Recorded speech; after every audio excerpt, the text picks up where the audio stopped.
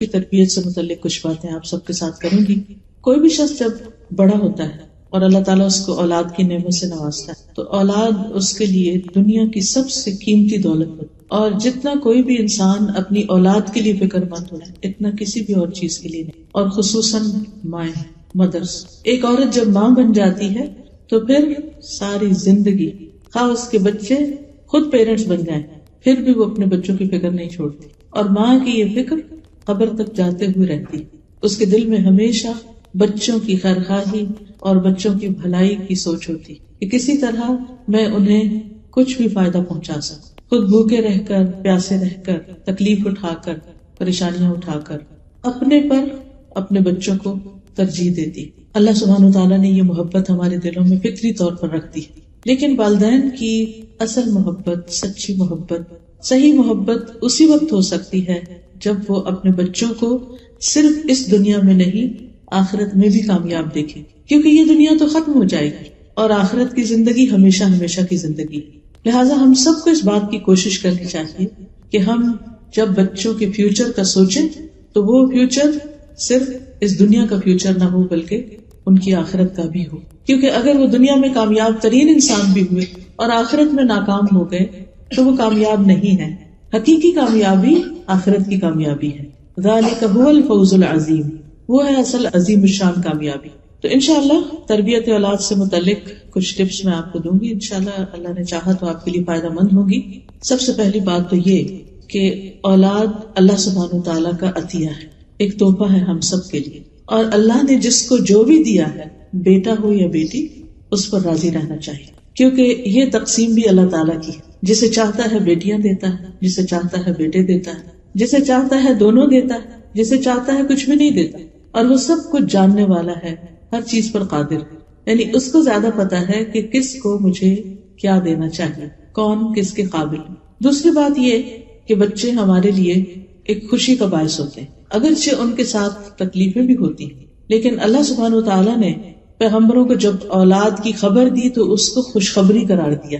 مثلاً زکریا علیہ السلام نے جب دعا مانگی بچے کے لیے اور ساری زندگی مانگتے رہے، بڑھاپے میں جا کر اللہ نے ان کو اولاد دی تو فرمایا یا زکریا انا نبشرک بغلام اسمہ یحییٰ، اے زکریا ہم آپ کو ایسے لڑکے کی خوشخبری دیتے ہیں جس کا نام یحییٰ ہوگا۔ تو یہ صرف خبر نہیں ہوتی بلکہ خوشخبری ہوتی ہے۔ اسی طرح ابراہیم علیہ السلام کو جب خوشخبری ملی اسحاق علیہ السلام کی پیدائش کی تو اس وقت بھی اللہ سبحانہ وتعالیٰ فرماتے فبشرناہ باسحاق، تو ہم نے اس کو اسحاق کی بشارت دی، یعنی خوشخبری دی۔ نبی صلی اللہ علیہ وسلم بچوں سے بہت محبت کرتے تھے۔ حضرت حسن اور حسین جو ان کے نواسے تھے، ان کو آپ فرماتے کہ یہ دنیا میں میرے پھول ہیں، یہ دنیا میں میرے دو پھول ہیں، یعنی انہیں پھولوں سے تشبیہ دیتے۔ جس طرح پھولوں کی کیئر کی جاتی ہے اور پھولوں کو دیکھ کر انسان خوش ہوتا ہے، ایسے ہی وہ بچوں کو دیکھ کر خوش ہوتے تھے۔ اور یہ حقیقت ہے کہ بچے ہماری آنکھوں کی ٹھنڈک ہوتے ہیں، اسی لیے ہمیں دعا سکھائی گئی ہے کہ ہم یوں مانگے ربنا ھب لنا من ازواجنا وذریاتنا قرۃ اعین واجعلنا للمتقین اماما، اے اللہ ہمیں ہمارے ازواج اور ہماری اولاد سے آنکھوں کی ٹھنڈک عطا کر، یعنی ہم انہیں دیکھیں تو خوش ہو جائیں اور ہمیں متقین کا امام بنے۔ اسی طرح آپ صلی اللہ علیہ وسلم نے فرمایا کہ تمہاری اولاد تمہاری بہترین کمائی، یعنی انسان اپنی زندگی میں جو کچھ بھی کماتا ہے، ارن کرتا ہے، اس میں سب سے بہترین چیز ٹاپ پہ جو ہے وہ اس کے بچے ہیں، اولاد ہے، کیونکہ اولاد انسان کے لیے دنیا میں بھی راحت، مدد، خوشی کا باعث ہوتی ہے اور آخرت کے درجات میں بلندی کا بھی ذریعہ ہوتی، یعنی ایک انسان کے اپنے عمل ہوتے ہیں اور ایک اس کے بچوں کے اچھے کام اس کے نام اعمال میں، حسنات میں اضافہ کرتے ہیں اور وہ اس کے درجات کی بلندی کا ذریعہ بنتے ہیں۔ لیکن یاد رکھیے کہ جہاں اولاد ایک خوشخبری ہے، خوشی کا باعث ہے، وہاں اس کے ساتھ ساتھ ایک ذمہ داری بھی ہے، اور اس کے بارے میں ہم سے پوچھا بھی جائے گا۔ قیامت کے دن اللہ تعالیٰ اس کے بارے میں سوال کرے گا، ہم سے بہت سی اور باتیں پوچھی جائیں گی، ہماری جوانی کے بارے میں کہ وہ کس کام میں لگائی، ہماری علم کے بارے میں کہ اس پر عمل کتنا کیا، مال کہاں سے کمایا، کہاں خرچ کیا، اپنی زندگی کن کاموں میں لگائی۔ لیکن اس کے ساتھ ساتھ مسند احمد کی روایت میں آتا ہے کہ انسان سے اس کے اہل خانہ کے بارے میں بھی خصوصیت سے پوچھا جائے گا کہ اس نے اپنے گھر والوں کے ساتھ کیا معاملہ کیا اور ان کی کیسی تربیت کی، اور اس میں خصوصاً ماں کو ذمہ دار قرار دیا گیا، یعنی باپ سے بھی پوچھا جائے گا لیکن باپ کی نسبت ماں زیادہ ذمہ دار ہے کیونکہ ماں کا درجہ بھی زیادہ ہے اور بچے کا زیادہ وقت ماں کے ساتھ ہی گزرتا ہے. اللہ سبحانہ تعالیٰ نے ماں کو بنایا ہی ایسے ہے کہ وہ نسل انسانی کی تخلیق اور تربیت اور پرورش کا کام بہترین طریقے سے کر سکے. صحیح بخاری کی روایت میں آتا ہے عورت اپنے شوہر کے گھر اور اس کے بچے کی نگران ہے اور اس سے ان کے بارے میں پوچھا جائے گا. یعنی بعض اوقات ہسبینڈ وائف ایک دوسرے پہ ڈالتے رہتے ہیں, آپ ان کو سمجھائیں, آپ ان کو سمجھائیں, آپ ان کا خیال کریں, لیکن حقیقت یہ ہے کہ ہر ایک کا اپنا اپنا رول ہے اور اس میں ماں کی ذمہ داری زیادہ بتائی گئی ہے. اب آپ دیکھیے کہ بچوں کی تربیت کا آغاز انسان کے بچے کی پیدائش کے بعد سے نہیں, اس سے پہلے سے ہی ہو جاتا ہے, بلکہ شادی سے پہلے جب لڑکے یا لڑکی کا انتخاب کیا جاتا ہے اس وقت انسان صرف یہ نہ دیکھے کہ لڑکی خوبصورت ہے یا لڑکا بہت مالدار ہے یا دنیاوی اعتبار سے اسٹیٹس کیسا ہے, بلکہ یہ بھی دیکھے کہ یہ لڑکی یا لڑکا یہ دونوں ایک دوسرے کو اس اعتبار سے بھی دیکھے. لڑکی یہ دیکھے کہ جس لڑکے کو میں پسند کر رہی ہوں یہ میرے بچوں کا باپ ہوگا تو یہ کیسا باپ ہوگا, اور لڑکا یہ بھی ضرور دیکھے کہ یہ لڑکی کل میرے بچوں کی ماں ہوگی تو یہ کیسی ماں ثابت ہوگی, کیا یہ ایک اچھی نسل کو پروان چڑھائے گی, کیونکہ جس لڑکی کو ہم اپنے گھر میں لا رہے ہیں اس کے اندر یہ کوالٹی تو ہونی چاہیے کہ وہ گھر بنانے والی ہو, اور گھر صرف ان دیواروں سے نہیں بنتا یا فرنیچر سے نہیں بنتا, گھر انسانوں سے بنتا ہے کہ انسانوں کی تربیت کیسی ہوگی. رسول اللہ صلی اللہ علیہ وسلم نے فرمایا دنیا فائدہ اٹھانے کی چیز ہے اور دنیا کی بہترین متاع نیک عورت ہے. اور پھر اسی طرح ابو ہریرہ کہتے ہیں کہ رسول اللہ صلی اللہ علیہ وسلم نے فرمایا جب ایسا شخص تمہارے پاس نکاح کا پیغام بھیجے جس کے دین اور اخلاق سے تم مطمئن ہو تو اس سے اپنی بیٹی کا نکاح کر دو, اگر ایسا نہیں کرو گے تو زمین میں فتنہ و فساد برپا ہوگا, یعنی بہت بگاڑ آئے گا. تو دیکھنے کی چیز, باقی چیزیں بھی ٹھیک ہے انسان دیکھے تاکہ ایک دوسرے کے ساتھ ایک کمپیٹیبلٹی ہو اور گزارا بہتر طور پر ہو, لیکن خاص طور پر دین کے بارے میں ضرور دیکھنا چاہیے. اور دین میں بھی ایسا نہیں کہ ہر شخص شیخ بن جائے گا اور پھر وہی دیندار ہوتا ہے اور باقی لوگ دیندار نہیں ہوتے. نہیں, دیندار ہونے سے مراد کیا ہے کہ انسان اللہ کے حقوق ادا کرتا ہو اور اس کے ساتھ ساتھ بندوں کے حقوق بھی ادا کرتا ہو. اللہ سبحانہ وتعالیٰ کے حقوق میں کیا چیز آتی ہے, جسے نماز کا فریضہ, یعنی اگر لڑکی ہے تو نماز کی پابند ہو, لڑکا ہے تو بھی نماز پڑھتا ہو. اسی طرح اگر لڑکا کما رہا ہے تو حلال کمانے والا, کیونکہ کمائی کا اولاد کی تربیت پر بہت بڑا اثر پڑتا ہے. پھر اسی طرح آپ دیکھیے کہ لڑکی ہے تو اس کے بھی یعنی کہ اخلاق کیسا ہے یا شرافت کیسی ہے, اور اس کے ساتھ ساتھ اس میں بھی نماز اور پھر ساتھ حجاب, کیونکہ جس طرح مردوں کے لیے حلال کمانا اسی طرح عورت کے لیے اس کی عزت عصمت اور اس کی شرم و حیا جو ہے اس کا لحاظ رکھنا بھی ضروری ہے. پھر اسی طرح یہ ہے کہ تربیت کے جب باری آتی ہے, یعنی شادی ہو گئی, آپس میں ایک دوسرے کے ساتھ اچھا سلوک ہے, حقوق العباد کی ادائیگی ہے, تو بچوں پر سب سے بڑی چیز جو اثر کرتی ہے وہ ماں باپ کا عمل ہوتا ہے, ان کا آپس کا اچھا سلوک اور تعلق ہوتا ہے. جس گھر میں ہسبینڈ وائف ایک دوسرے کو رسپیکٹ دیتے ہیں, ایک دوسرے سے محبت کرتے ہیں, ایک دوسرے کے ساتھ اچھے طریقے سے کمیونیکیٹ کرتے ہیں, اس گھر میں بچے ایک سکون کی فضا میں سانس لیتے ہیں. اور پھر ماں باپ سے بہت سی چیزیں بن کہے سیکھتے ہیں. یعنی انسان صرف کسی لیکچر سے تربیت نہیں حاصل کرتا, بلکہ عمل کی تربیت, عملی نمونہ ہونا, رول ماڈلنگ جو ہے وہ بہت اہم ہوتی ہے تربیت میں. اگر ہم چاہتے ہیں کہ ہمارے بچے نیک ہوں تو یہ ہمارے کہنے سے نہیں ہوگا, صرف ہمارے تھنکنگ سے نہیں ہوگا, بلکہ اس کے لیے ضروری ہے کہ ہم ان کے سامنے وہ اچھا نمونہ پیش کریں, وہ بن کے دکھائیں جو ہم ان سے چاہتے ہیں کہ وہ بنے. اب آپ دیکھیے کہ ہر ماں باپ کی یہ خواہش اور تمنا ہوتی ہے کہ ہمارے بچے نیک ہوں, فرما بردار ہوں, اچھے ہوں, لیکن ماں باپ کو یہ ضرور سوچنا چاہیے کہ کیا ہم اللہ کے فرما بردار ہیں, کیا ہم ایک اچھے انسان ہیں, کیا ہم اللہ کا اور بندوں کا حق دینے والے ہیں. اگر ہم خود نہیں کر رہے تو بچوں سے کس چیز کی ہم توقع کر سکتے. پھر اسی طرح آپ دیکھیے کہ اگر ہم چاہتے ہیں کہ ہمارے بچے آئندہ دین کے لیے قربانی کرنے والے ہوں تو ہمیں یہ دیکھنا ہوگا کہ ہم خود کیا قربانیاں کر رہے ہیں, ہم خود اپنے دین کے لیے کیا محنت کر رہے ہیں. اگر ہماری زندگی میں غفلت ہے تو وہ خود بخود بچوں میں ٹرانسفر ہوگی, وہ بھی اس کو ایزی لیں گے. اگر ہم خود وقت پہ نماز نہیں پڑھ رہے تو بچے کیوں پڑھیں گے. چاہے آپ کتنا بھی چلا کے ان کو کہیں کہ اٹھو نماز پڑھو، لیکن آپ نے خود تو پڑھی نہیں، وہ تو آپ سے پلٹ کے پوچھیں کہ آپ نے پڑھ لی. اور نہ بھی کہیں تو وہ دیکھ رہے ہیں کہ اذان ہوئی ہے، وقت ہوا ہے، اور کسی کو بھی فکر نہیں ہے، پرواہ نہیں ہے، کوئی بھی اٹھ کے نماز نہیں پڑھا تو وہ کیوں پڑھیں گے؟ کیا انہوں نے کتنا ہی اچھا لیکچر سن رکھا ہو. حضرت عائشہ کہتی ہیں جب سے میں نے ہوش سنبھالا میں نے یہی دیکھا کہ میرے والدین اسلام پر ہیں، یعنی اسلام کی حالت میں نے ان کو اپنی تربیت کرتے ہوئے دیکھا. پھر اسی طرح بعض روایات میں یہ بھی آتا ہے کہ جو ہمارے اسلاف تھے یا نیک لوگ تھے وہ اپنے بچوں کی تربیت کے لیے اللہ کی عبادت میں زیادہ وقت لگاتے تھے، یہ سوچ کر کہ اس کا اثر ہمارے بچوں پر پڑے، ہماری اولاد پر پڑے. کسی نے کیا خوب کہا کہ جب بھی میں کسی سلجھے ہوئے نوجوان کو دیکھتا ہوں تو مجھے یقین ہو جاتا ہے کہ ضرور اس کا باپ صالح اور نیک آدمی تھا، جس کا عکس یا ریفلیکشن اس میں نظر آ رہا.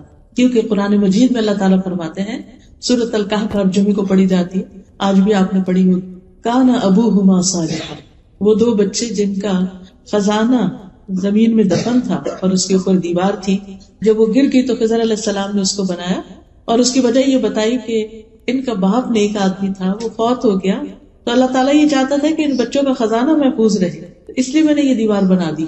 خود فوت ہو چکا ہے وہ نیک آدمی، اور اس کے بچے یتیم ہیں، اپنے آپ کو پوری طرح لک آفٹر نہیں کر سکتے، لیکن اللہ سبحانہ وتعالیٰ ان کے فیوچر اور ان کے مال کی اور ان کے انٹرسٹ کی حفاظت کس طرح کرتے ہیں؟ اس غیبی مدد کے ذریعے ان کی دیوار بنوا دی جاتی کہ جب یہ اپنی جوانی کو پہنچے تو پھر اس مال کو استعمال کر سکے. کیونکہ نیک آدمی کو اس کی نیکی کا فائدہ اس کی اولاد کی نیکی کی شکل میں نظر آنے لگتا ہے دنیا میں، یہ دنیا میں جلد ملنے والی خوشخبری ہوتی ہے.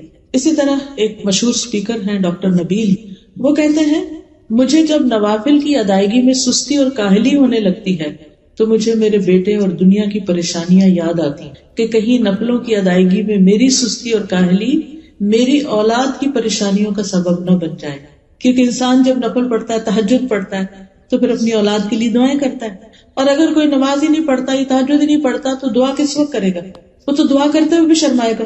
تو وہ کہتے ہیں کہ یعنی جب مجھے تھوڑی سستی آنے لگے تو مجھے اپنے بچے یاد آنے لگتے ہیں کہ میں نے ان کی خاطر اٹھنا ہے اور دعائیں کرنی ہے ان کے لیے.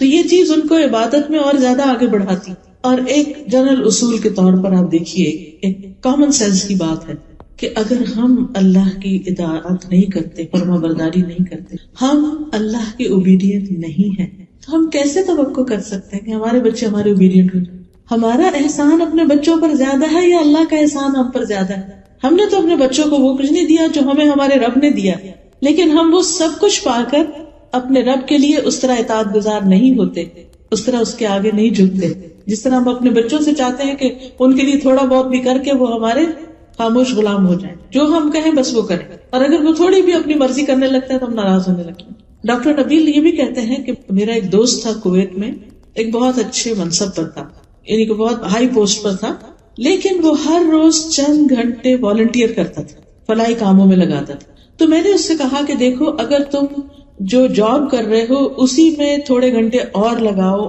اور محنت کرو تو تمہیں اور زیادہ آگے تم جا سکتے ہو، تو تم اپنا کچھ ٹائم جو ہے وہ والنٹیئر کرنے میں گزار دیتے ہو. تو کہنے لگا کہ میں 6 بچوں کا باپ ہوں جن میں سے اکثریت میرے بیٹوں کی ہے، یعنی بوائز ہیں. مجھے ڈر ہے کہ وہ بے راہ روی کا شکار نہ ہو جائیں. جب سے میں نے قرآن مجید میں کان ابوہما صالحا کی تفسیر پڑھی ہے کہ ان کا باپ نیک آدمی تھا، اس لیے ان بچوں کی اللہ نے کیئر کی، تو میں نے اپنی زندگی کا ایک بڑا حصہ فلاحی کاموں میں لگا دیا ہے. میں والنٹیئر کرتا ہوں اور اس کے اثرات میں اپنے بچوں میں دیکھ رہا ہوں، کیونکہ بچے جب دیکھتے ہیں نا کہ ہمارے ماں باپ سب کی خدمت کرتے ہیں، سب کے کام آتے ہیں اور اپنا وقت لگاتے ہیں، تو پھر ان کے اندر اس چیز کی ایک قدر ہوتی ہے، ایک ڈگنیٹی ہوتی ہے. لیکن اگر کوئی بچہ یہ دیکھے کہ باپ بیکار پڑا سوتا ہی رہتا ہے اور کوئی کام وقت پہ نہیں کرتا، اپنی ذمہ داریاں بھی نہیں پوری کرتا، کما کے بھی نہیں لاتا، تو وہ اس کے لیے کیسا رول ماڈل ہو؟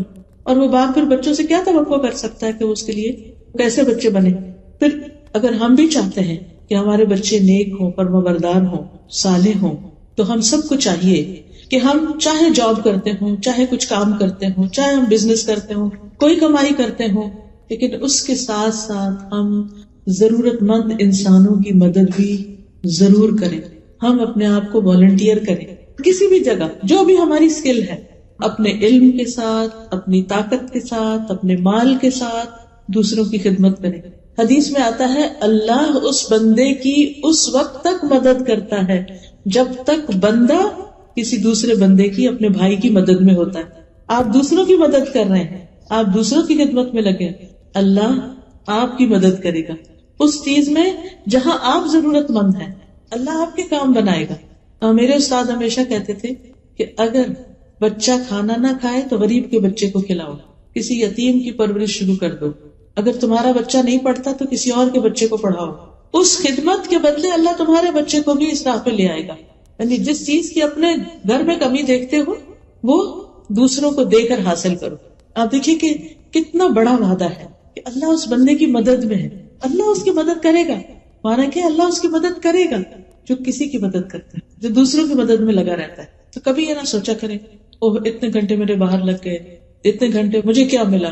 خاص طور پر اس معاشرے میں جب کہ ہر گھنٹے کی ایک قیمت ہے. آپ اپنی سروسز دیتے ہیں تو آپ کو اس کے بدلے میں مال مل جاتا ہے. ٹھیک ہے کچھ پیسے ہمارے ہاتھ میں آتے ہیں، ہمیں خوشی ہوتی ہے، ہر انسان کو خوشی ہوتی ہے کیونکہ انسان کے اندر مال کی محبت اللہ نے رکھ دی ہے. یہ کبھی بھی نہیں ہوا کہ آپ کو کوئی مالی فائدہ حاصل ہو اور آپ کا میرا تو کوئی دل ہی نہیں کہ مجھے کوئی فائدہ. ہمارے پیرنٹس ہمیں دیں، ہم ہسبینڈ دیں، ہم خود کمائیں، کچھ بھی ہو ہمیں ہمیشہ اچھا لگتا ہے. اور پھر آپ دیکھیے کہ اس مال کی اپنی ایک ویلیو اور اس سے ایک خوشی ملتی ہے. لیکن جب آپ کسی کے کام آتے ہیں اور وہ آپ کو دعا دیتا ہے اس وقت کیسی خوشی ہوتی ہے. کسی کی خدمت کر کے، کسی کی مدد کر کے، کسی کے کام آ کے، ہاں ہم تھک ہی جائیں لیکن اس کے بدلے میں جو ہمیں راحت اور خوشی نصیب ہوتی ہے. اور پھر اس وعدے کا یقین کہ میں نے دوسروں کی مدد کی، اللہ میری مدد کرے گا. تو آپ اپنے بہت سے بوجھ اور پریشانیاں اپنے اوپر سے ہٹا دیتے ہیں، اپنے امور اللہ کے سپرد کر دیتے ہیں. یہ کیسے ہو سکتا ہے کہ میں خالص اس کی رضا کے لیے اس کے بندوں کی خدمت کروں اور وہ میری مدد نہ کرے؟ وہ ضرور کرے گا. پھر اسی طرح عبداللہ بن مسعود کے بارے میں آتا ہے کہ وہ رات کو جب نوافل ادا کر رہے ہوتے تھے، تہجد پڑھ رہے ہوتے تھے، تو سامنے اپنے بچے کو سویا دیکھ کر کہا کرتے تھے من اجلک یا بنیا، تیری خاطر اے میرے بچے. یا بنیا کا مطلب کیا ہے؟ اے میرے بچے، تیرے روشن مستقبل کی خاطر، تیرے برائٹ فیوچر کی خاطر میں اپنی نماز میں اضافہ کر لیتا ہوں. ابن مسیب ایک تابعی ہے، سعید ابن مسیب، کہتے ہیں اے میرے بیٹے میں تمہاری وجہ سے نماز کو لمبا کرتا ہوں اس امید پہ کہ تمہارے بارے میں میری حفاظت کی جائے گی، یعنی تمہارے بارے میں مجھ سے جو سوال کیا جائے گا قیامت کے دن اس کے بارے میں مجھے پکڑ نہیں ہوگی. اور پھر اسی آیت کی تلاوت کی وَكَانَ أَبُوهُمَا صَالِحًا. اسی طرح ایک آدمی کا طریقہ یہ تھا کہ جب بھی اس کا کوئی بچہ اخلاقی طور پہ بگڑ جاتا، کوئی ضد کرتا، کوئی بدتمیزی کرتا، تو وہ صدقہ کرتا اور کھانا کھلاتا. یہ دو کام کرتا، صدقہ کرتا، کھانا کھلاتا. کیوں؟ کیونکہ قرآن مجید کی آیت میں آتا ہے خذ من اموالہم صدقۃ تطہرہم وتزکیہم بہا، ان کے مالوں سے صدقہ لے کر اس کے ساتھ انہیں پاک کرے گا اور انہیں صاف کرے گا. یعنی تم انہیں پاک کرو گے، صاف کرو گے ان کے مالوں میں سے صدقہ لے کر. تو گویا مال میں سے صدقہ نکالنا اور اسی طرح خاص طور پر کھانا کھلانا یہ کس نیکی میں سے ہے کہ جس کی وجہ سے انسان کا اپنا بھی تزکیہ ہوتا ہے اور اولاد بھی سدھرتی ہے، نیک بنتی ہے. اور وہ شخص کہتا اے اللہ یہ صدقہ میرے بیٹے کے اخلاقی تزکیے کے لیے، یہ جو میں صدقہ کر رہا ہوں یہ میں اس نیت سے کر رہا ہوں کہ میرے بیٹے کو نیک بنا دے. پس بے شک یہ اخلاقی بے رہروی میرے لیے اس کی بیماری سے زیادہ شدید ہے. یعنی بچہ بیمار ہو فزیکلی وہ کم درجے کی مصیبت ہے، لیکن اگر وہ بگڑ جائے اور بے راہ ہو جائے تو وہ بہت بڑی مصیبت ہے. پھر اسی طرح ایک اور آدمی کا واقعہ یہ ملتا ہے کہ اس کے پاس اتنا نہیں تھا جس سے وہ بہت زیادہ مالی صدقہ کر سکے، وہ بس اتنا ہی کماتا تھا جس سے اس کی اپنی گزران ہوتی تھی، اس کے پاس دینے کے لیے زیادہ نہیں ہوتا تھا. تو جب اس کا بیٹا اس کے ساتھ بدتمیزی کرتا یا اس کی بات نہیں مانتا تھا تو وہ رات کو قیام کرتے ہوئے سورۃ البقرہ پڑھتا تھا، یعنی رات کے تہجد میں سورۃ البقرہ پڑھتا اور کہتا اے اللہ یہ میرا صدقہ ہے، میرے پاس مال نہیں ہے لیکن یہ میرا صدقہ ہے، اسے تو میرے لیے قبول کر لے، یعنی مجھ سے قبول کر لے اور میرے لیے اس بیٹے کی اصلاح کر دے. تو کیونکہ نیک اعمال جو ہوتے ہیں یہ وسیلہ بنتے ہیں دعاؤں کی قبولیت کا. ہم نیک لوگوں کو وسیلہ بناتے ہیں، ان کی نیکی تو ان کے ساتھ ہے. ہمیں جس وسیلے کا حکم دیا گیا وہ نیک اعمال ہے کہ ہم صدقہ کریں، نماز پڑھیں، دعا کریں اور اس سے اللہ سے مدد مانگیں. اسی طرح ہمیں یہ یاد رکھنا چاہیے کہ ہم اپنے بچوں کی اصلاح کس طرح کریں، اس نیت کے ساتھ اللہ کی عبادت کر کے کہ یہ بچے سدھر جائیں. اور یاد رکھیں کہ ہمارے ہاتھ میں کوئی طاقت نہیں کہ ہم اپنے بچوں کو نیک بنا سکیں جب تک اللہ کی مدد نہ ہو. وہی مدد کرنے والا ہے. پھر اسی طرح اللہ کا تقوی اختیار کرنا، اللہ سے ڈرنا. پھر بچوں کو اپنے ساتھ مختلف کاموں میں، پروجیکٹس میں، والنٹیئرنگ میں شریک کرنا، ان کو ساتھ لے کے جانا. مثلا ہر جمعے کو آپ جو ابھی آپ کے قریب مسجد ہے اس کی صفائی اپنے ذمہ لے سکتے ہیں کہ نمازیوں کے آنے سے پہلے میں ہال کی صفائی کروں. آپ کیا کر سکتے ہیں کہ اپنے بچے کو تھرسڈے نائٹ ساتھ لے جائیں. خود اکیلے نہیں جائیں، ہسبینڈ وائف، بچے کو ساتھ لے کے جائیں کہ چلے اللہ کا گھر صاف کرتے ہیں. اور پھر ایک ایک کونے خدرے کو صاف کریں، کہیں کوئی داغ دھبا ہے اس کو مٹائیں، اس کو خوشبودار کریں، صفیں لگائیں. جو بھی ایک مسجد کی خوبصورتی اور بیوٹیفیکیشن ہو سکے. مسجد اللہ کا گھر ہو. ہم اپنے گھروں کو کتنا سجاتے ہیں، اور جب ہمارے مہمان آ رہے ہوں تو ہم کیئر کرتے ہیں نا، اور بھی سجاتے ہیں، صاف ستھرا کرتے ہیں، عام روٹین سے زیادہ کرتے ہیں. تو جمعے کے دن اللہ کے مہمان آتے ہیں. ویسے تو 5 نمازیں، لیکن آپ کو پتا ہے ہمارے یہاں 5 نمازیں کہاں اتنی فل مسجد ہوتی ہے. لیکن جمعے کے دن اتنے لوگ ہوتے ہیں کہ بعض اوقات صحیح اگر ارینجمنٹ نہ ہو تو لوگوں کو صحیح جگہ بھی نہیں ملتی. لیکن وہ صفائی کیوں نہیں ہو پاتی مسجدوں کی، وہ ایک چیئرفل ماحول کیوں نہیں ہوتا بعض اوقات؟ صرف اس لیے نہیں ہوتا کہ ان کے پاس والنٹیئر نہیں ہوتے. تو آپ ان سے بات کر کے کہ آپ مجھے یہ خدمت دیتے. آپ کو معلوم ہے کہ الحمدللہ جیسے الہدا میں ویکینڈ میں کلاس ہوتی ہے، ابھی نئی سورۃ البقرہ شروع ہوئی ہے، اور ماشاءاللہ اس میں 400-500 لوگ ہیں، اور ہر ہفتے ان کے لیے بینچز لگانا اور چیئرز لگانا اور ہال کی سیٹنگ ٹھیک ٹھاک کام ہے. آپ کو معلوم ہے کہ کچھ سسٹرز ہیں، 2 سسٹرز، وہ پچھلے 5 سال یہ خدمت کرتی رہی ہیں. میں نے آج تک نہیں دیکھا ان کو کہ وہ کون ہے. مجھے ریسنٹلی بتایا گیا کہ وہ ارلی مارننگ آتی ہیں کلاس سے پہلے، اور آ کر سارے بینچز لگاتی ہیں خاموشی. ان کے بچے بھی ساتھ ہوتے ہیں. وہ بغیر ناشتے کے نماز پڑھتے ہی بس گھر سے نکل آتے ہیں، کیونکہ اتنے سارے بینچز کہاں سے نکال کے وہ پورے ہال میں لگانے ہیں اور پھر ساری سیٹنگ کرنی ہے. اور پھر جب ساری سیٹنگ ہو جاتی ہے تو پھر کلاس سے پہلے بچوں کے ٹیم ہارٹن پہ لے جا کے ان کو تھوڑا کھلا پلا کے پھر واپس آ کے کلاس اٹینڈ. یہ والنٹیئرنگ ہے. اور وہ بچے مسلسل دیکھ رہے ہیں کہ ہر ہفتے ہماری ماں اور ان کی دوست مل کے مسجد ٹھیک کرتے ہیں. کیا ماں کی یہ نیکی بچوں میں ٹرانسفر نہیں ہوگی؟ کیا انہیں یہ طریقہ نہیں آئے گا؟ آپ بھی کہیں نہ کہیں کوئی اسلامک سینٹر ہو، کوئی جگہ، اس کو اپنا سمجھیں اور اس میں والنٹیئر کریں. آپ کو معلوم ہے کہ اوور آل جو ہے عموماً مساجد کے ریسورسز اتنے زیادہ نہیں ہوتے کہ ہر چیز پروفیشنل طریقے سے کرا سکتے، لیکن کچھ لوگ ہوتے ہیں کہ وہ یہ کام کر سکتے ہیں. مجھے اچھی طرح یاد ہے جب میری بیٹی کا رشتہ ہونا تھا، تو جب رشتہ آیا چھوٹی بیٹی کا، تو میں نے پتا کیا کہ لڑکا کیا کیا کرتا، اس کی کیا عادات ہیں، کیا کیا اس کے کام ہیں. تو مجھے پتا چلا کہ وہ فلاں مسجد میں جمعے کے دن جمعرات کی رات کو وہاں کے ٹوائلٹ صاف کرتا ہے. تو اس سے کیا پتا چلتا ہے کہ ایک انسان ہمبل ہے، اس کے دل میں دین کی خدمت کا جذبہ، اور دین کی خدمت کے لیے ضروری نہیں کہ کوئی بہت بڑا ہائی فائی کام کیا جائے. مسجد کا ٹوائلٹ صاف کرنا ہم کیوں کریں؟ کلینر کیوں نہیں رکھ لیتے؟ بعض اوقات چھوٹے سیٹ اپ ہوتے ہیں، وہ نہیں رکھ سکتے یہ سب کچھ. بعض اوقات اتنی ڈونیشنز بھی نہیں ہوتی، اور اگر ہو بھی تو جو کام ہم کریں گے وہ کلینر تھوڑی کر سکتے. تو اگر young boys, university going boys آپ کے ہیں، ساتھ لگائیں اور انہیں کہ چلیں کام کر. اس بہانے مسجد میں جا کے ایک نمازی پڑھ لیں. اگر انہیں آپ کہیں گے نا کہ آؤ نماز پڑھنے چلے، تو ہو سکتا ہے نہیں پڑھنے جائیں. لیکن اگر آپ کہیں کہ چلو اور کچھ ہوبر لگاتے ہیں چل کے، آپ کو معلوم ہے کہ یہ کام معمولی کام نہیں. یہ کام کس نے کیا تھا؟ ابراہیم علیہ السلام نے، اسماعیل علیہ السلام نے. اللہ سبحانہ وتعالیٰ نے قرآن مجید میں سورۃ البقرہ میں اس کا ذکر کیا 127 آیت پہلے پارے میں، وَإِذْ يَرْفَعُ إِبْرَاهِيمُ الْقَوَاعِدَ مِنَ الْبَيْتِ وَإِسْمَاعِيلُ رَبَّنَا تَقَبَّلْ مِنَّا إِنَّكَ أَنْتَ السَّمِيعُ الْعَلِيمُ. اور جب ابراہیم اور اسماعیل بیت اللہ کی بنیادیں اٹھا رہے تھے، باپ نے بیٹے کو ساتھ لگایا اور تعمیر کی، تو انہوں نے دعا کیا ہمارے رب ہم سے یہ قبول کر لے، بے شک تو سب کی سننے والا اور جاننے والا ہے. پھر اللہ تعالیٰ نے دونوں کو حکم دیا کہ انطہر بیتی للطائفین والعاکفین والرکع السجود، میرے اس گھر کو صاف کرو طواف کرنے والوں کے لیے، سجدہ کرنے والوں کے لیے، رکوع کرنے والوں کے لیے، اعتکاف بیٹھنے والوں کے لیے. پیغمبر ہیں دونوں، پیغمبر دوسرے چھوٹے تو بعد میں بنے، لیکن پیغمبر ہیں، بہت معزز ہیں، لیکن وہ اللہ کا گھر تعمیر بھی کرتے ہیں اور اس کی صفائی بھی کرتے ہیں. یہ کوئی معمولی کام نہیں. یاد کیجئے اس عورت کا واقعہ جو بخاری کی روایت میں آتا ہے کہ جو مسجد میں صفائی کرتی تھی، ایک دن نظر نہیں آئی تو نبی صلی اللہ علیہ وسلم نے اس کے بارے میں پوچھا کہ وہ کہاں ہے. پتہ چلا کہ وہ تو اچانک بیمار ہوئی اور فوت بھی ہو گئی. تو صحابہ نے کہا کہ کیا نبی صلی اللہ علیہ وسلم کو تکلیف دیں گے رات کے وقت؟ انہوں نے رات میں خود ہی جنازہ پڑھا، اس کو دفن کر دیا، کیونکہ حکم یہی ہے کہ جو ہی ڈیتھ ہو بس جتنا جلد از جلد جنازہ کرو. خیر، آپ نے پوچھا کہ اس کی قبر کہاں ہے، آپ اس کی قبر پہ گئے، لوگوں کو ساتھ لے کر گئے اور وہاں دوبارہ جنازہ پڑھا اس کو، خود اس کے لیے دعا کی. اب آپ دیکھیے کہ یہ سعادت کس کو ملتی ہے کہ اللہ کے رسول صلی اللہ علیہ وسلم ایک ایسی خاتون جس کا نہ کوئی آگے نہ پیچھے ہے، مسجد میں ہی رہتی ہے، مسجد کی صفائی کرتی ہے، اس کا جنازہ پڑھ رہے ہیں. وہ معمولی اعزاز ہے؟ اللہ کی نگاہ میں اس کی اہمیت کیا بڑی. ہم سمجھتے کہ بہت بڑے بڑے ٹائٹل ہوں اور پھر ہم کام کریں تو پھر اس سے ہماری بہت شان بنے گی.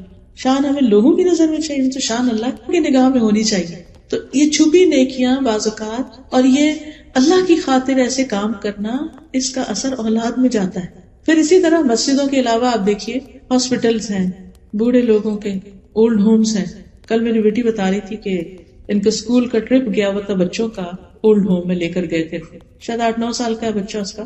کہہ رہی تھی کہ کل شام گھر آ کر اتنا رویا کہ جس طرح اس نے بوڑھے لوگوں کو وہاں دیکھا، کوئی فیملی ان کے پاس نہیں، وہ بیمار ہیں، وہ بیٹھے ہوئے ہیں، لونلی ہیں. تو وہ سین تو مجھ سے پوچھ رہی تھی کہ میں اب اس کو کس طرح کمفرٹیبل کروں، کیا بتاؤں اس کو. ہمارے بچے یہ سب چیزیں تو دیکھتے نہیں، نہ جنازہ دیکھتے ہیں، نہ قبرستان دیکھتے ہیں، نہ اولڈ ہوم دیکھتے ہیں. دل کس چیز سے نرم ہو؟ وہ اپنی آخرت کے بارے میں کیوں سوچے؟ وہ تو دنیا ہی دنیا ہے ان کے سامنے. ہم انہیں لے جاتے ہیں، کبھی کہیں کھانا کھلانے لے جاتے ہیں، کبھی کسی ٹوائز کی شاپ پر لے جاتے ہیں. ہم سمجھتے ہیں یہ ہم بچوں کی بہت بڑی خدمت کر رہے ہیں اور اس سے ہمارے بچے ہم سے بہت خوش ہو جائیں گے اور ہمارے بڑے فرما بردار ہوں. نتیجہ کیا ہے؟ جتنی ہم ان کو عیش کروا رہے ہیں، جتنی ہم ان کی ہر خواہش پوری کرتے چلے جا رہے ہیں، اتنا ہی وہ مزید بگڑتے چلے جا رہے ہیں. کسی بات پہ خوش ہوتے ہی نہیں، کیونکہ وہ ایک چیز وہ اب ان کی نگاہ سے اتر گیا، اب ان کو اس سے بڑی انٹرٹینمنٹ چاہیے، اس سے بڑی انٹرٹینمنٹ چاہیے. تو پھر وہ زندگی کی جو حقائق ہیں اور زندگی کی جو مشکلات ہیں ان کو فیس کرنا نہیں آتا. مومن آخرت پر یقین رکھتے ہوئے اپنی زندگی گزارتا ہے. ہمیں خود بھی اپنے لیے اور اپنی نسلوں کے لیے، اپنی تربیت اور تزکیہ کے لیے بھی اور اپنے بچوں کی تربیت کے لیے بھی ان سب جگہوں پر والنٹیئر کرنے کی ضرورت ہے. پھر اسی طرح اور بھی آپ دیکھ سکتے، آپ کے نیبرہڈ میں کوئی بزرگ خاتون ہو سکتی ہے، کوئی بیمار ہو سکتا ہے، کسی کو کسی اور چیز کی، نئے امیگرینٹس کو مختلف چیزوں کے لیے ضرورت ہو سکتی ہے. آپ دیکھیے کہ آپ کہاں کس کی کیسے مدد کر سکتے ہیں. آپ کی سرزمین تو وہ ہے جس نے بہت سارے سیرین ریفیوجیز کو ویلکم کیا ہے. ان کے بچے کیا پڑھ رہے ہیں، کیا نہیں پڑھ رہے، ان کے حالات کیا ہیں. ایسے لوگوں سے آپ کانٹیکٹ کر سکتے ہیں جو ڈائریکٹ ان کی مدد خدمت کر رہے ہیں، ان کے ساتھ آپ شامل ہو سکتے ہیں. بہت کام ہے کرنے کے، لیکن اپنی ذاتی زندگی، اپنی گھریلو زندگی، اپنی سوشلائزنگ میں سے وقت نکالیے. اگر آپ واقعی چاہتے ہیں کہ آپ کے بچے صحیح راستے پر آ جائیں تو پھر اپنے جان، اپنے وقت، اپنے مال کو اللہ کی خاطر قربان کریں. پھر اسی طرح بات ہو رہی تھی کہ اچھا رول ماڈل بن کے بچوں کی تربیت کرنا. اس میں یہ بھی آتا ہے کہ جیسے بچوں سے کیے ہوئے وعدے پورے کریں، ان سے غلط بیانی نہ کریں، سچی بات کریں. ایک خاتون نے اپنے بچے کو بلایا، ادھر آؤ میں تمہیں کچھ دوں. تو آپ نے اس سے پوچھا کہ تم کیا دینے والی ہو؟ انہوں نے کہا کہ میں اس کو کچھ میٹھی چیز دوں گی، کھجور دوں گی.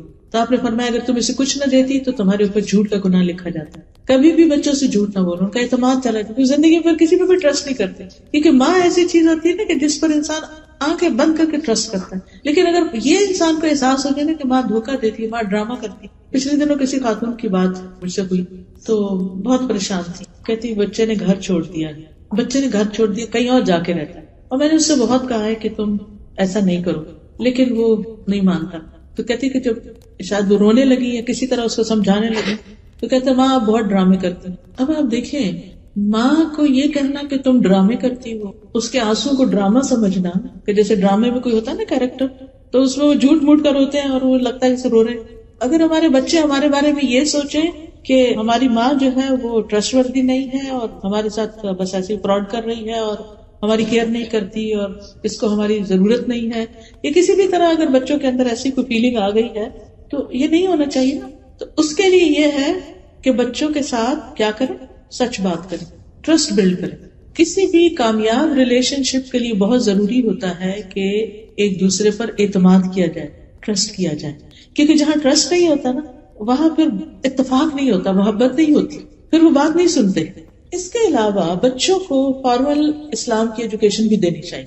دنیا کی تعلیم تو لے رہے ہیں اگر اسکول میں جاتے ہیں تو آپ دیکھیں دن کا ایک بڑا حصہ اسکول میں گزار کے آتے ہیں. لیکن اگر وہ گھر پہ ہیں اور آفٹرنون میں آپ خود ان کو سکھا سکتے ہیں، کسی مسجد میں یا کہیں بھی ان کو بھیج سکتے ہیں، تو دین کی باقاعدہ تعلیم دیں. دیکھیے کہ ہم میں سے اکثریت نے اس ماحول میں آنکھ کھولی ہے جہاں ہمارے کانوں میں اذانوں کی آوازیں بھی پڑتی تھی، آس پاس مسجدیں بھی تھی، گھروں میں نمازیں بھی پڑھی جاتی تھی، بہت کچھ دیکھ دیکھ کے ہم سیکھ گئے اسلام کے بارے میں.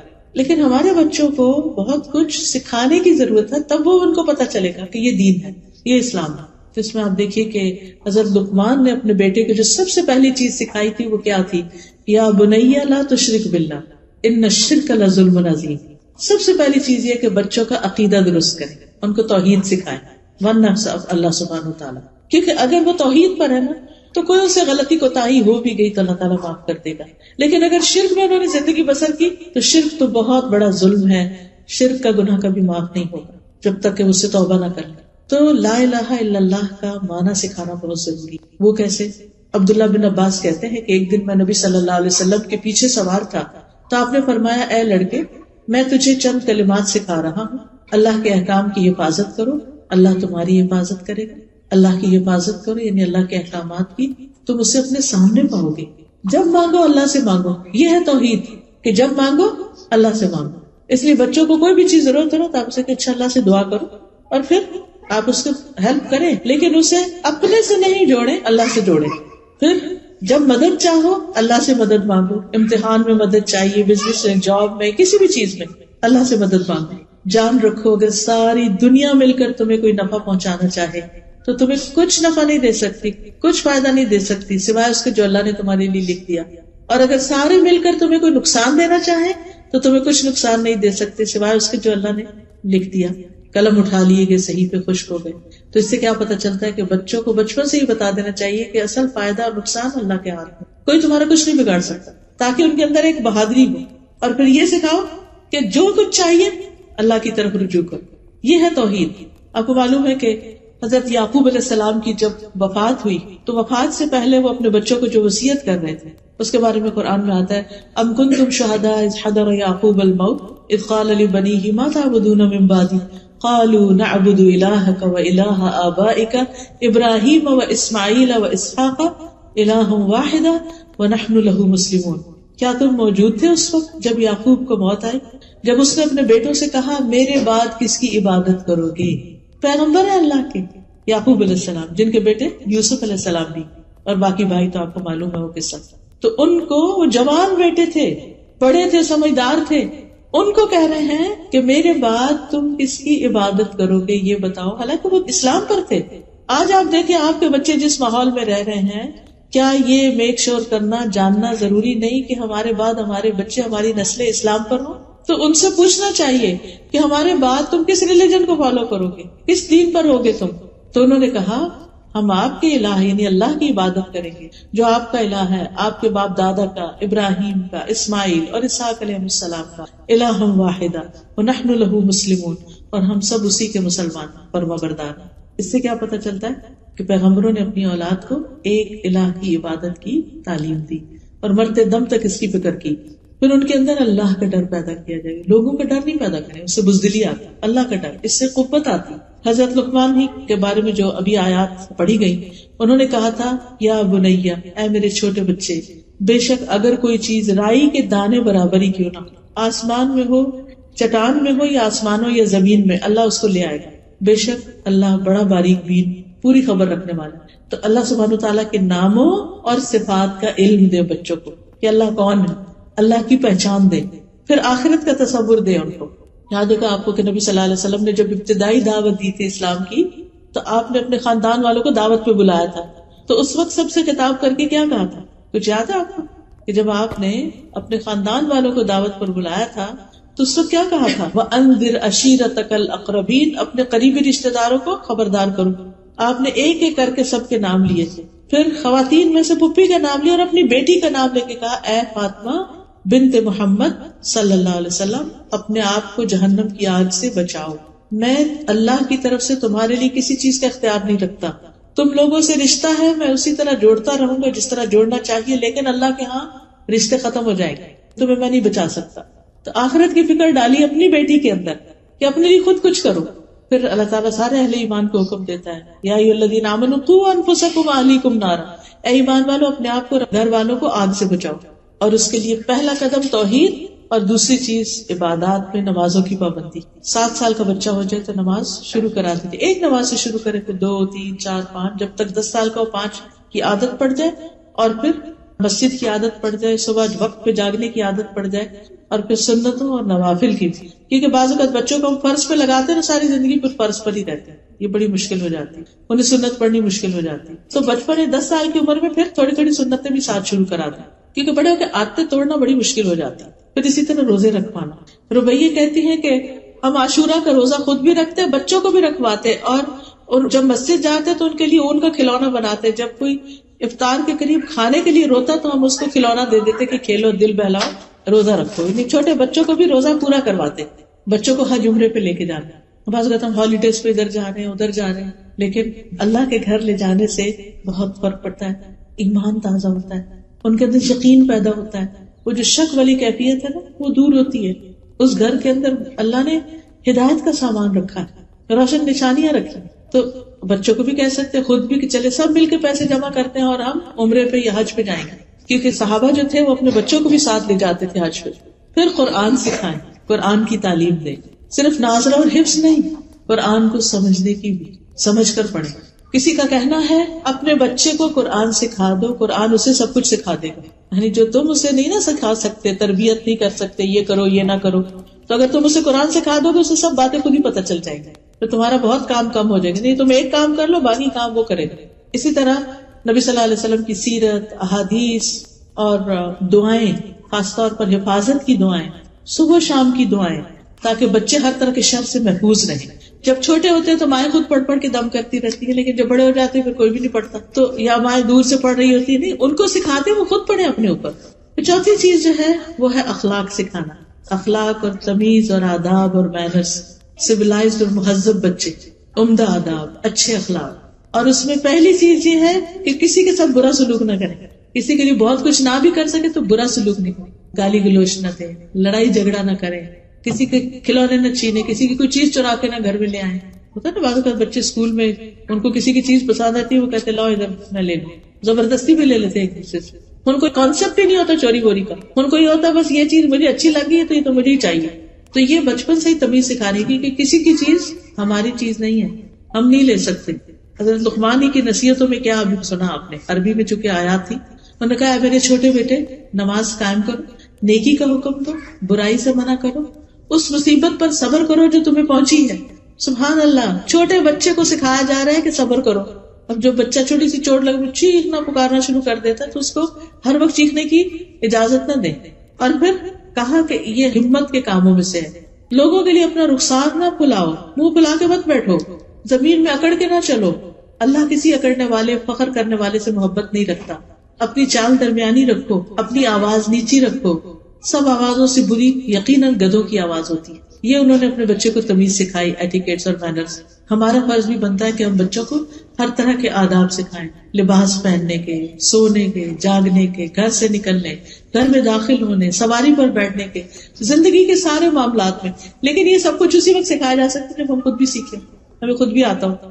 پھر اسی طرح گھر میں آتے ہوئے اجازت لینے کے، کسی کی چیز اٹھاتے ہوئے، ایون بہن بھائیوں کی بھی چیز لینی ہے نا تو وہ طریقہ سکھایا کہ دیکھو اجازت سے لینی، زبردستی نہیں لینی کسی کی چیز. پھر اسی طرح گفتگو کے آداب، چیخنے چلانے کی اجازت نہ دیں، اپنا لہجہ درست رکھیں بچے. لیکن مشکل یہ ہے نا کہ اگر ہم مائیں خود چیخے چلائیں گی تو پھر بچے کیسے سمجھیں گے. اس کے لیے آپ کو چھوٹی سی ٹپ دیتی ہوں. سورۃ لقمان کی یہی آیت جو ہے نا، وَاقْصِدْ فِي مَشْيِكَ وَاغْضُضْ مِنْ صَوْتِكَ إِنَّ أَنكَرَ الْأَصْوَاتِ لَصَوْتُ الْحَمِيرِ. اس کو زبانی یاد کر اور دن میں کئی دفعہ پڑھ کہ اللہ کو یہ آواز ناپسند ہے جو ہم چیخ چلا کے بچوں کو بولتے ہیں نا، اللہ اسے گدھوں کی آواز سے تعبیر کرتا ہے. یہ نہیں کرنا، بار بار اپنے آپ کو ریمائنڈ کریں. سورۃ لقمان کی آیت نمبر 19 ہے.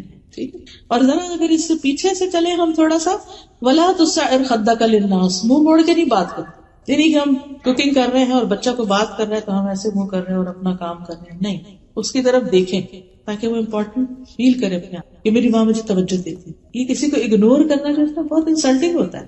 نبی صلی اللہ علیہ وسلم جس سے بات کرتے تو اس کی طرف توجہ فرماتے. پھر کیا، وَلَا تَمْشِ فِي الْأَرْضِ مَرَحًا، زمین پہ اکڑ کے نہ چلو. ان اللہ لا يحب كل مختال فخور، اللہ کو کوئی بھی خود پسند فخر کرنے والا پسند نہیں. واقصد فی مشیک واغضض من صوتک ان انکر الاصوات لصوت الحمیر، اپنی چال درمیانہ رکھو، اپنی آواز نیچی رکھو، بے شک سب آوازوں سے بری آواز گدھوں کی آواز. اس کو بار بار پڑھیں پورا ہفتے کے لیے، بس اس کو پریکٹس کرتے رہیں اور امیجنیشن میں لائیں کہ اس وقت میں کیسے لگ رہی. خود بخود آپ پھر ٹھیک ہوئیں گے. اپنے آپ کو خود دیکھیں. اب دیکھیں ہم شیشے میں دیکھتے ہیں یہ تو ٹھیک نہیں لگ رہا، نہیں اسکارف ایسے نہیں، ایسا نہیں، یہ تو سینٹر میں نہیں ہے، یہ تو صحیح نہیں، یہاں تو کچھ بل پڑ رہا ہے، اس کو بھی ٹھیک کرنے کی ضرورت ہے. قرآن بھی ٹھیک. میں نے دیکھا ہے بچیوں کو جیسے الوداع میں بھی وضو کرنے آتی اتنی دیر لگاتی ہے اسکارف ٹھیک ہو رہا ہے، ادھر سے دیکھتے ادھر سے دیکھتے ہیں.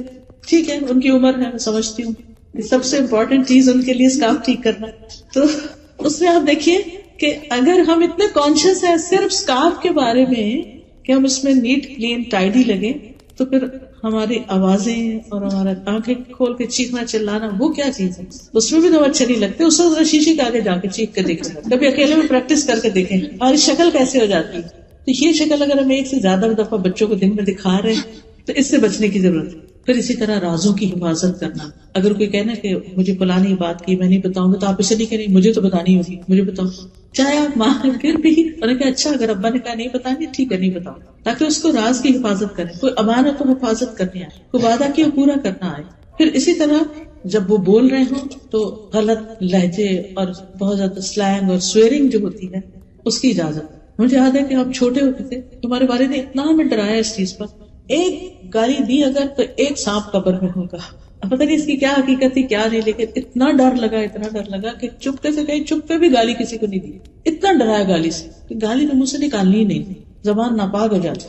آج آپ دیکھیں گے ہم پگ کا لفظ بولتے ہوئے تو مسئلے کا شکار ہو جاتے ہیں کہ نہیں یہ تو آپ نے بچوں کو یہ اسکول میں کتاب کیوں پڑھا دی گئی، اور یہ اس کو تم اتنا بڑا ایشو بنا لیتے اور اس کو گالی بنا دی. لیکن اور جو وہ ادھر ادھر کی گالیاں بول رہے ہیں اس کے ہم شاید خود بھی نہ پتا ہو کیا کہہ رہے ہیں. اس چیز کو بہت کانشیس رہے، زبان صاف رہے. ٹھیک ہے ایک دفعہ جب وہ زبان پہ ایسی چیزیں چڑھ جاتی ہیں تو پھر وہ ہمیشہ اسی طرح بولتے ہیں اور شروع میں ہنستے ہیں ہم بچوں پر کہ دیکھو اس نے کوئی نیا لفظ سیکھی ہے، لیکن بعد میں وہی چیزیں نقصان کا باعث بنتی ہیں. اور قبر میں سانپ ہے ہی نہیں، لیکن ہمارے اعمال نامے میں یہ چیزیں لکھی جا رہی ہیں اور کل قیامت کو دیکھنی بھی ہوگی.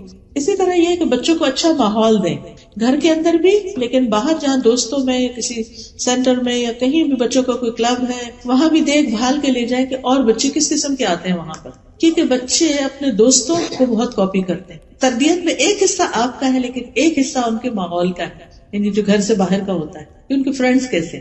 اچھے بھلے بچے دین سے دور ہو جاتے ہیں صرف اس وجہ سے کہ فرینڈز جو ہے وہ دین پر نہیں. حدیث میں آتا ہے صاف طور پر کہ انسان اپنے دوست کے دین پر ہوتا ہے. اسے چاہیے کہ دیکھے کہ وہ کس کو دوست بنا رہا ہے، کس کی کمپنی میں رہتا ہے. آپ جو کچھ ہے نا اپنی کمپنی کی پیداوار ہے. اس لیے اچھے لوگوں کے ساتھ، نیک لوگوں کے ساتھ خود بھی بیٹھیں، ان کو بھی لے جائیں، اس مجلس کی آداب سکھائیں. ٹھیک ہے جب بچے شور کر رہے ہوں تو کسی الگ کمرے میں لے کے بیٹھے، لیکن میں نے دیکھا کہ کچھ مائیں اپنے چھوٹے بچوں کو مسجد میں لاتی ہیں جیسے اللہ تعالیٰ سمجھا سکھا کے پاس بٹھاتی ہیں اور بچے آرام سے بیٹھے رہتے. میں حیرت سے دیکھتی رہتی ہوں کہ پورا خطبہ اس بچے نے سن لیا بغیر کچھ گڑبڑ کیے، کیونکہ بچپن سے ماں کو لانے کی عادت تھی اور سمجھا کے لائے یہاں بھاگنا نہیں، یہاں بولنا نہیں، یہاں کچھ کرنا نہیں، یہ اللہ کا گھر ہے، یہ اللہ کا گھر ہے. تو اس سے کیا ہوگا کہ اس کے دل میں جو ہی مسجد دیکھے گا اندر آئے گا آٹومیٹیکلی اس میں یہ چیز آئے گی کہ یہاں نہیں بھاگنا، یہ نہیں. لیکن اگر ہم لے تو جائیں مسجد اور اس کے بعد اپنی دوستوں کے ساتھ لگ جائیں اور بچے ہر طرح کی بدتمیزیاں کرتے پھریں تو اس سے پھر وہ کیا سیکھیں گے. تو پہلے سے ذہن بنا کے لائیں ہم اللہ کے گھر جا رہے ہیں. جیسے ہم کسی دوست کے گھر جاتے ہیں، ہم فلاں آنٹی کے گھر جا رہے ہیں، فلاں جگہ جا رہے ہیں، ہم مال جا رہے ہیں، ہم فلاں کھیلنے جا رہے ہیں. لیکن جب مسجد آئے تو ہم مسجد جا رہے ہیں اور مسجد میں جا کے ہم یہ کریں گے وہاں، اور اس کے لیے موٹیویٹ کریں گے کتنا اجر اور کتنا ثواب ہے. پھر اسی طرح لوگوں کی خدمت کی عادت اگر بچپن سے ہی ہو جائے تو بہت اچھی. اور اس میں ظاہر ہے کہ پھر رول ماڈل تو آپ ہی ہوگے. گھر میں اگر آپ کی ساس ہیں، بڑی امی ہیں، تو ان کے پاس ڈیلی بیٹھنا، وقت نکالنا، ان کی تھوڑی خدمت کرنا اور بچوں کو ساتھ لگانا کہ اچھا چلو تم بھی لگو، چلو میں ان کے پاؤں دبا رہی ہوں تم ہاتھ دباؤ.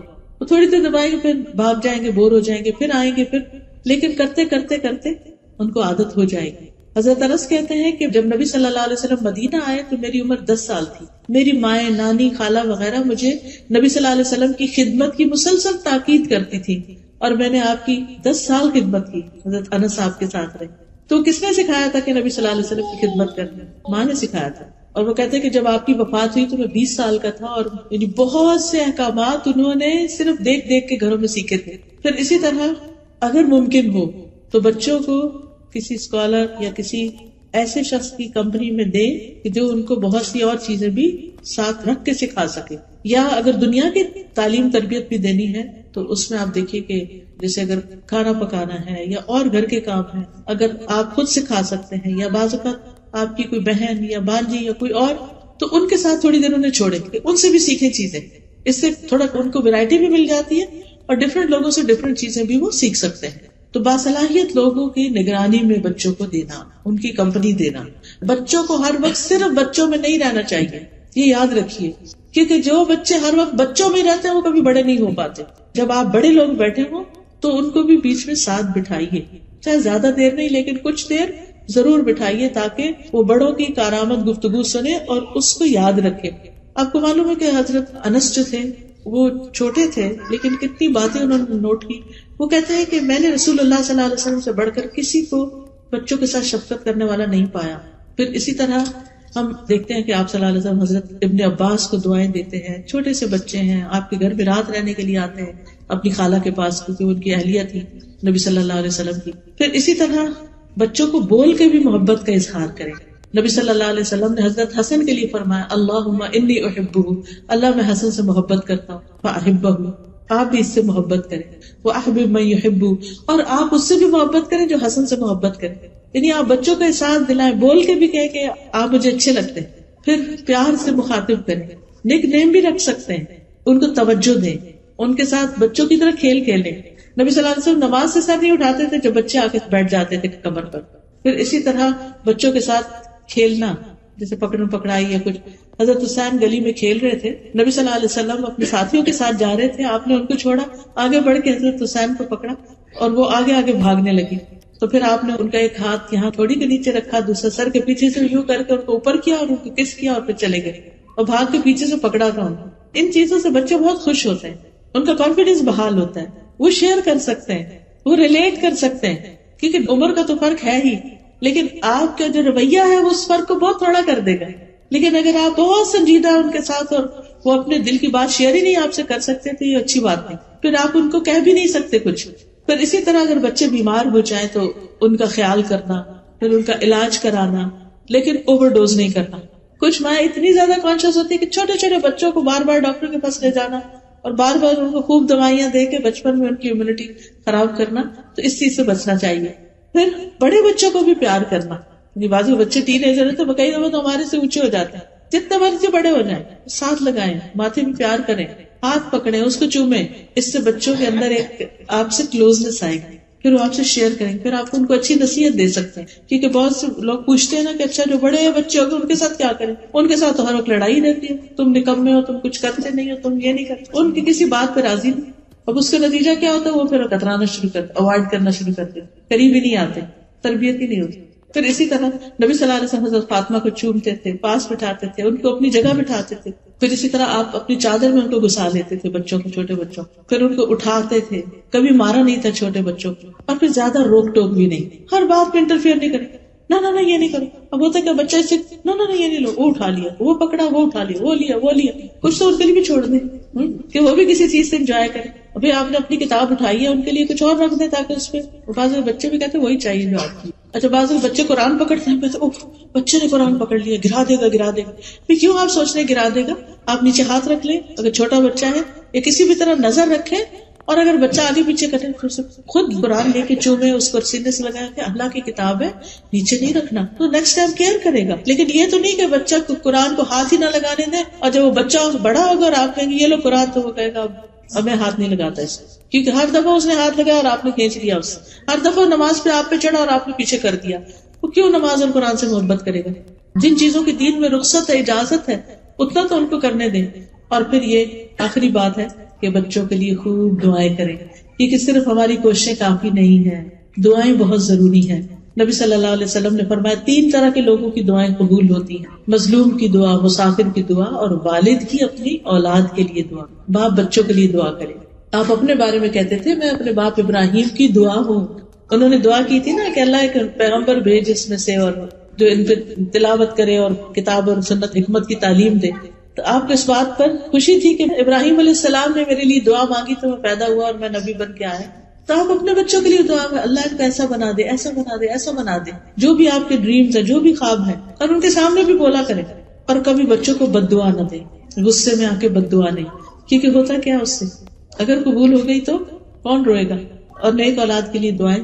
صالح اولاد کی دعاؤں کا ایک چھوٹا سا کارڈ ہے، اگر وہ ہو تو انسان کسی وقت دن میں ایک دفعہ پڑھ لے بچوں کے لیے، جس میں رب ہب لی من الصالحین، رب ہب لی من لدنک ذریۃ طیبہ انک سمیع الدعاء، ربنا هب لنا من ازواجنا وذرياتنا قرة اعین واجعلنا للمتقین اماما، ربنا واجعلنا مسلمین لک ومن ذریتنا امة مسلمة لک وارنا مناسکنا وتب علینا انک انت التواب الرحیم، رب اوزعنی ان اشکر نعمتک التي انعمت علی وعلی والدی وان اعمل صالحا ترضاه واصلح لی فی ذریتی انی تبت الیک وانی من المسلمین. ہر روز معمول بنا لیں کہ صبح میں یا رات میں ایک دفعہ ماں باپ کے لیے، ہسبینڈ کے لیے، بچوں کے لیے ضرور دعا کرتے ہیں، کیونکہ ہماری خوشیاں ان کے گرد گھومتی ہیں. یہ نیک ہوں گے تو ہمیں خوشی ہوگی. پھر رب اجعلنی مقیم الصلاۃ ومن ذریتی ربنا وتقبل دعا، پھر واجنبنی وبنی ان نعبد الاصنام، اور پھر اللہم انی اعوذ بک من جار السوء ومن زوج تشیبنی قبل المشیب ومن ولد یکون علی ربا. اے اللہ میں تیری پناہ طلب کرتا ہوں برے پڑوسی سے، ایسی بیوی سے جو مجھے بڑھاپے سے پہلے بوڑھا کرے، یا ایسے شوہر سے، اور ایسی اولاد سے جو میرا آقا بن بیٹھے، یعنی اولاد ہماری ہمیں کنٹرول کرنا شروع کر دے، ایسے مال سے جو میرے لیے عذاب بنے، ایسے چال باز دوست سے جس کی آنکھیں مجھے دیکھ رہی اور جس کا دل میری نگرانی کرتا. اگر وہ کوئی نیکی کی بات دیکھے تو اسے دبا دے، اور اگر برائی دیکھے تو لوگوں پھیلا دے اسے. پھر بچوں کے نیک سلوک کے بدلے دعا دینا، اور اگر وہ کوئی بدتمیزی شرارت بھی کرے تو بھی دعا دے، بس دعا نہ دے. اور پھر والدین کے بچے کام خراب کریں نا تو ماں باپ کے لیے دعا کرنی شروع کر دیں. بچے نافرمانی کریں، یا اللہ میرے ماں باپ پہ رحم فرما، رب ارحمہما کما ربیانی صغیرا. آپ اپنے والدین کے ساتھ اچھے ہوں گے تو آپ کے بچے آپ کے ساتھ اچھے ہوں گے. پھر اسی طرح ان کی مال، اولاد، جان، اس میں برکت کی دعائیں کیا کریں. ان کے رزق میں برکت کی دعا ابراہیم علیہ السلام نے دعا کی تھی نا اپنے بچوں کے لیے کہ اللہ ان کو پھلوں میں سے رزق دے. حالانکہ مکہ میں کچھ نہیں اگتا تھا. اور پھر جب دوبارہ گئے تھے حضرت اسماعیل کی شادی کے بعد تو انہوں نے پوچھا کہ کیا کھاتے ہو، تو انہوں نے کہا گوشت، پانی. تو انہوں نے کہا کہ اللہ ان کی گوشت اور پانی میں برکت نازل فرماتے. اپنے بچوں کو دعا دی ان کے رزق میں.